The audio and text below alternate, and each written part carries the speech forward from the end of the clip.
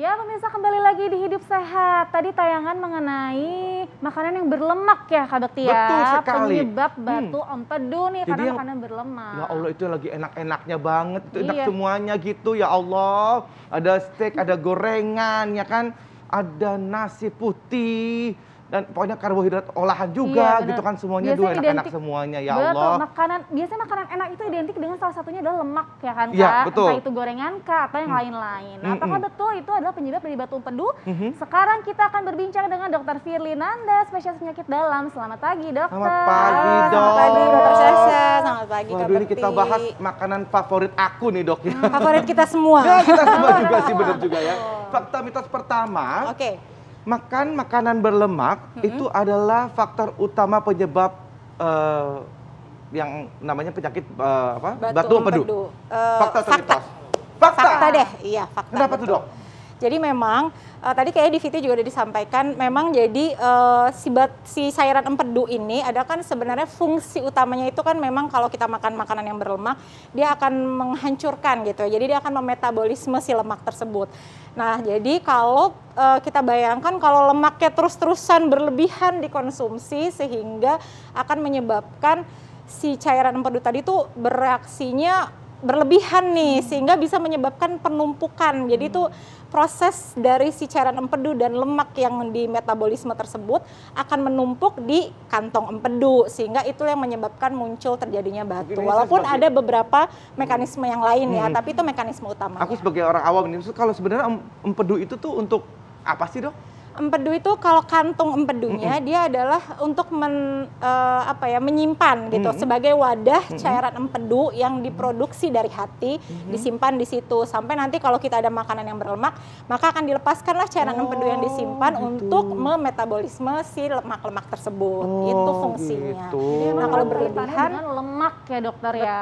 Iya, kalau lemaknya berlebihan maka nanti dia akan jadi jadi batunya itu jadi dari si cairan empedunya kan akan bekerja berlebihan tuh. Jadi akan terbentuk penumpukan yang berlebihan di si kantong empedu, sehingga yang penumpukan berlebihan itu yang proses atau hasil dari metabolisme tersebut yang akan menumpuk di situ dan menyebabkan terjadinya batu kolesterol di kantong empedu. Kalau udah ada batu nih dok, biasanya itu yang terasa katanya ada rasa mual dan ingin muntah, sakit, nyeri di hati. Nah, itu fakta atau mitos dok? Itu bisa dibilang fakta juga, karena memang keluhannya itu beragam. Jadi batu empedu yang ada di kantong empedu tuh bisa mulai dari tidak bergejala sama sekali gitu. Biasanya baru ketahuan dari medical check up nih, pas USG loh kok ada batu tapi tidak terasa apa-apa.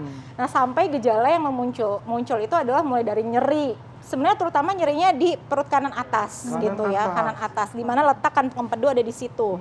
Tapi bisa sampai menyebabkan mual, bisa sampai menyebabkan muntah. Jadi nyerinya bisa menjalar sampai ke ulu hati, bahkan ke punggung belakang, bahkan sampai ke bahu. Nah, itu apa hubungannya dok? Kok pakai bahu-bahu segala? Apa hubungangannya dok? Kan Jadi, perut ini dok. Iya betul. Jadi Kak Bekti kalau di tubuh kita ini nyeri itu bisa disalurkan, Ya, bisa karena ada saraf-saraf yang terhubung dari di satu titik nyeri, misalkan di sini atau di sini atau bahkan di yang kita suka tahu usus buntu nih gitu. Tapi di daerah situ tuh nyeri bisa disebarkan Kak Bekti. Jadi kalau misalnya kayak nyeri dada, jantung bisa sampai ke belakang ke sini karena ada saraf-saraf yang terlibat, ada pembuluh darah yang terlibat sehingga bisa menyebabkan nyeri yang disebarkan atau diluaskan. Gitu. Tapi bener nggak sih cuman gara-gara makan berlemak doang dok itu buat jadi batu empedu? Ya tidak selalu ya Kak Bekti. Jadi memang ada beberapa faktor resiko lain yang bisa menyebabkan munculnya batu empedu. Nah, kalau dari studi dan dari penelitian-penelitian yang ada, yang beresiko adalah satu perempuan. Terus perempuan dalam masa usia subur, kemudian usia di atas 40 tahun, dan satu lagi adalah obesitas atau gemuk gitu. Jadi tidak hanya lemak sih, cuman masih ada beberapa faktor yang lain.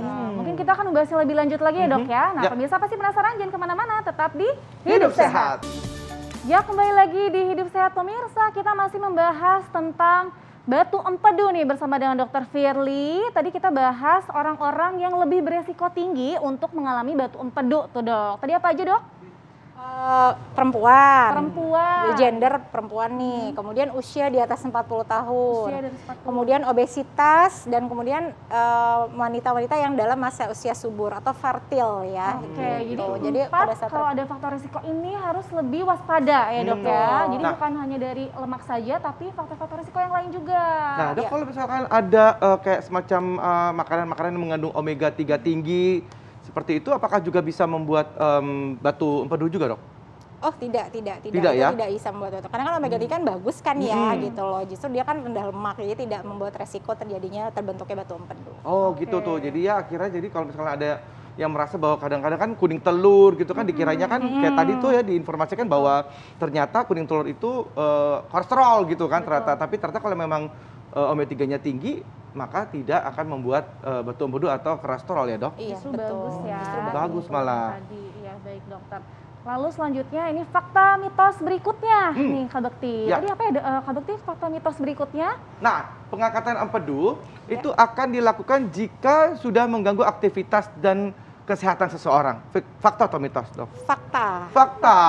Fakta, betul sekali. Karena memang tadi kan saya udah sampaikan juga kalau batu empedu itu sebenarnya bisa nggak ada gejala ya gitu loh. Jadi bisa ada tapi tidak menimbulkan gejala apa-apa. Jadi kalau memang si batu empedu itu ada dan tidak menimbulkan gejala ya udah diemin aja. Cuman harus waspada gitu. Berarti jangan lagi mengkonsumsi makanan-makanan yang berkolesterol tinggi gitu, mengurangi berat badan dan sebagainya. Tapi kalau sudah sampai menimbulkan gejala misalkan nyerinya terus-terusan berulang sehingga mengganggu tadi kualitas hidup gitu, terus kemudian mual, muntah. Nah, itu sudah merupakan indikasi memang harus diangkat si batunya ya beserta si kantongnya gitu. Karena memang tidak diangkat batunya saja, harus beserta kantongnya. Oh, beserta kantongnya. Betul. Nah, kalau kita nggak ada kantong empedu, dok, apakah efek ke yang lainnya, dok? Tidak gitu karena memang si kantong empedu ini bukan organ utama ya, dia memang sifatnya hanya untuk penyimpanan saja sehingga kalau memang itu diangkat atas indikasi yang tepat seperti tadi disampaikan ya tidak masalah gitu karena bisa kita atasi gitu. Setelahnya bisa seperti biasa, konsumsi makanan seperti biasa, tapi memang harus membatasi makanan-makanan yang berlemak tinggi. Baik dokter, nah selanjutnya nih dok, si batu empedu ini apakah dia bisa sembuh sendirinya dengan kita menjaga makanan atau misalnya olahraga? Itu bagaimana? Sekalian tips dari dokter untuk pemirsa nih. Kalau sembuh dengan sendirinya misalkan sudah ada batu empedunya nih, sebenarnya batu empedu itu bayangkan dulu ini kantong. Nah kantong itu sebenarnya setelahnya ada saluran untuk mengalirkan si cairan empedu. Nah batu ini kalau kecil dia sebenarnya bisa jalan-jalan nih mulai dari kantong menuju ke saluran, bahkan bisa keluar sendiri akhirnya di usus karena kan memang saluran itu menujunya usus ya. Nah kalau itu keluar dengan sendirinya biasanya saya bilang itu sembuh, tidak ada batunya. Tapi kalau ternyata dia tidak keluar, batunya memang hanya diam di situ saja. Dengan kita melakukan pembatasan makanan berkolesterol, kemudian aktivitas, si batunya sebenarnya tetap ada di situ, tidak bisa hilang. Tapi kita harus tetap melakukan kegiatan aktivitas fisik yang baik, mengurangi makanan yang berkolesterol, mengurangi berat badan, tentunya untuk mencegah ada batu lagi gitu kan. Dan akhirnya nanti bikin nyeri, akhirnya diangkat deh. Oke. Ya, penting banget ya Kak Bekti menjalani pola hidup sehat karena kemana-mana kan Kak ya. Betul, dan jaga makan yang sehat juga ya. Iya, Terima kasih banyak dok. Sama-sama Kak Bekti. Informasinya luar biasa sekali untuk kita semua di sini ya. Hari luar biasa pemirsa, kami masih akan berbagi informasi lainnya. Jadi tetap saksikan Hidup Sehat mulai hari Senin sampai hari Jumat pukul 9 sampai jam 10 pagi di TV One. Dan kalau Anda ketinggalan untuk informasi yang kali ini, Anda bisa juga buka di laman tv1news.com. Saya Indra Bekti. Saya Dr. Sabrina, Indonesia Hidup sehat.